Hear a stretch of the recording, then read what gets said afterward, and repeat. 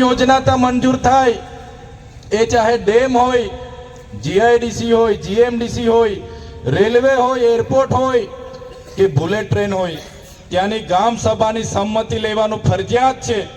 ત્યારે ત્યાં કોઈ વડાપ્રધાન કાર્યક્રમ કરવા આવે, દેશના રાષ્ટ્રપતિ કાર્યક્રમ કરવા આવે, રાજ્યપાલ કાર્યક્રમ કરવા આવે કે રાજ્યના મુખ્યમંત્રી કાર્યક્રમ કરવા આવે, અનુસૂચિત 6 લાગુ છે, વિસ્તારમાં ગામ સભાની પરવાનગી ફરજિયાત લેવી પડે છે। કોઈ પણ પ્રોજેક્ટ ત્યાં મંજૂર થાય એની જમીન સંપાદન કરતા પહેલા ગામ સભાની પરવાનગી લેવી પડે, એ વ્યક્તિની પરવાનગી લેવી પડે। આ પ્રકારે પબ્લિક હિયરિંગ કરવું પડે। વિસ્તારનો આદિવાસી સમાજ આજે બચેલો છે, ત્યારે આજે ગુજરાતમાં પણ અંબાજીથી ઉમરગામના 14 જિલ્લાઓમાં બંધારણની કલમ 244ની પેટા કલમ 13 ક અંતર્ગત આપણને અનુસૂચિ 5 ની જોગવાઈ કરીને બંધારણમાં આપણને આપી છે। સાથીઓ, આજે આઝાદીના 78 વર્ષ થયા, આજ દિન સુધી લાગુ નથી કરી। આજે જ્યારે આ વિસ્તારમાં ડેમો બનતા હતા, આ વિસ્તારમાં કોરિડોર બને, ભારતમાલા પ્રોજેક્ટ બને, આ વિસ્તારમાં જ્યારે એરપોર્ટ આવવાનું હોય, આ વિસ્તારમાં કોઈ જીઆઈડીસી જીએમડીસી આવવાની હોય, સત્તામાં બેઠેલા લોકો સત્તાનો દુરુપયોગ કરીને પોલીસને મોકલીને બારોબાર આપણી જમીન આજે છીનવાઈ રહી છે। બંધારણમાં 1996ના પેસા એક્ટની જોગવાઈ છે। આજે 1983માં જે 73 AA માટેનો કાયદો બન્યો, એમાં આદિવાસીઓની જમીનો બીજા કોઈ ખરીદી ના શકે અને આદિવાસીની જમીન બીજા કોઈ વેચી ના શકે, એ કાયદા અંતર્ગત આજે આપણને પ્રાવધાન મળ્યા। પણ તમે આજે જોઈ લો, દરેક જિલ્લાના કલેક્ટરો 73 AA ની જમીનો બારોબાર એમના દસ્તાવેજો બનાવીને આપી રહ્યા છે। ત્યારે સાથીઓ, આપણે બધાએ જાગવાની જરૂર છે। એ ચાહે અનામતની વાત હોય, આજે અનામતમાં 40% લાવો તો જ આપણને એ ભરતીમાં લેવાની વાત છે। અરે વાત એના પર આપણે કરવી પડશે કે આજે બંધારણ દિવસ હતો અને આપણને જે બંધારણમાં સંવિધાનિક પ્રાવધાનો મળ્યા છે, જળ જંગલ જમીન પરના અધિકારો મળ્યા છે, ખનિજો પરના અધિકારો મળ્યા છે, એની આજ દિન સુધી અમલવારી નથી થઈ। આજ દિન સુધી આપણે અધિકારો માટે લડીએ છીએ। આજે તમે દેશની હાલત શું છે જોઈ લો। આજે આપણે દેશના નાગરિક છે, એ સાબિત કરવા માટે તમારે કેટલા જાતના પુરાવા આપવા પડે છે? આપવા પડે છે કે નથી આપવા પડતા? પાછળ મારો અવાજ આવે છે?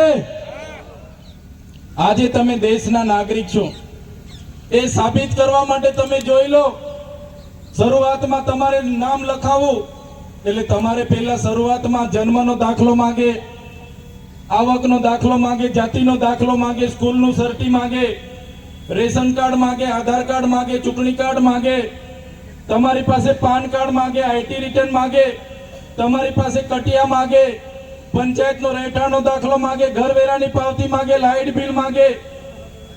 અને તમે જ્યારે કોઈ લાભ લેવા જાઓ, મામલતદાર સાથે તમે ઊભા હો તો પણ મામલતદાર કહે કે તમે જીવતા છો એનો દાખલો, હયાતીનો દાખલો લઈ આવો, પછી તમને અમે તમારા ટેક્સમાંથી યોજનાનો લાભ આપીશું। થાય છે કે નથી થતું?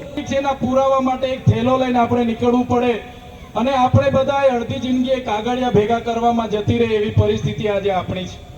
આજે કડાણા વિસ્તારના લોકો પોતાના જાતિના દાખલાઓ માટે વર્ષોથી લડે છે। સાચી વાત છે કે ખોટી વાત છે? સાચી વાત છે કે ખોટી વાત છે? જમીનો ડૂબી ગઈ, ગામો વિસ્થાપિત થયા, સમાજ સંસ્કૃતિ પ્રકૃતિ સાથે છીનભીન થઈ ગયા અને વિસ્થાપિત થયા। સરકારે કીધું તમને જમીન સામે જમીન આપીશું, સિંચાઈનું પાણી આપીશું, એક પરિવારમાંથી એક જણને નોકરી આપીશું। કોઈને કડાણા ડેમમાંથી નોકરીને જમીન મળી છે ભાઈ? કોઈને પાનમ ડેમ વિસ્થાપિત વાળાને જમીનો મળી છે? તમને નોકરી મળી છે? જ્યારે પણ દેશને જરૂર પડી, જ્યારે પણ પ્રદેશને વિકાસની જરૂર પડી, એ ચાહે નર્મદા ડેમ હોય, કડાણા ડેમ હોય, ઉકાઈ ડેમ હોય, પાનમ ડેમ હોય કે કરજણ ડેમ હોય, આદિવાસી સમાજ વિસ્થાપિત થયો છે, જમીનો આપી છે। આજે કુપોષણથી આદિવાસી સમાજના બાળકો પીડાય છે, આજે સિકલ સેલથી બાળકો પીડાય છે, આજે દવાખાનાઓમાં ડોક્ટરો નથી, આજે પણ યુવાનો રોજગારી માટે આંદોલનો કરે છે, આજે રોડ માટે આંદોલનો કરે છે, 73 AA માટે આંદોલનો થાય છે, આજે સ્કોલરશિપ માટે આંદોલનો થાય છે। ત્યારે મારા સાથીઓ, મારા યુવાન મિત્રોને હું કહેવા માંગુ છું, આપણે ક્યાં સુધી આંદોલન કરીશું? ક્યાં સુધી લડેંગે જીતેંગે? જિંદાબાદ મુર્દાબાદ।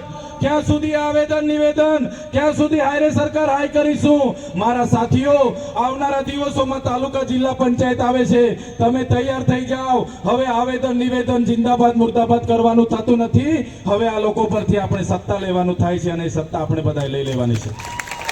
તમે જોયું હશે, આપણા જ પ્રદેશના આપણા જ એમએલએ જ્યારે આ ગુજરાતના શિક્ષણ મંત્રી હતા, આદિજાતિ મંત્રી હતા, એમની અધ્યક્ષતામાં જ 28/10/2024 ના રોજ એક પરિપત્ર એમણે બહાર પાડ્યો આપણા મંત્રીએ, અને એમણે કીધું કે જે આદિવાસી વિદ્યાર્થીઓ ઉચ્ચ અભ્યાસ કરે છે, જે મેડિકલ કરે છે, સિવિલ કરે છે, બીએ કરે છે, બીએડ કરે છે, બીએસસી કરે છે, એમએસસી કરે છે, જે લોકો પીટીસી કરે છે, બીએડ, જે લોકો એમએસડબલ્યુ, બીએસડબલ્યુ કરે છે, એમના માટે સરકાર તરફથી પોસ્ટ મેટ્રિક શિષ્યવૃત્તિ હતી, તે આજેથી અમે બંધ કરીએ છીએ એમ કરીને 28/10/2024 ના રોજ આપણા મંત્રીએ પરિપત્ર બહાર પાડ્યો.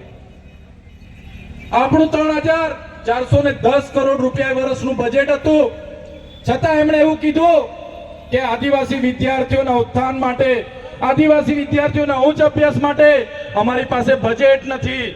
ત્યારે ભાજપની સરકારને હું કહેવા માંગુ છું, હમણાં નરેન્દ્રભાઈ મોદી ડેડિયાપાડા આવ્યા, એમણે જાહેરાત કરી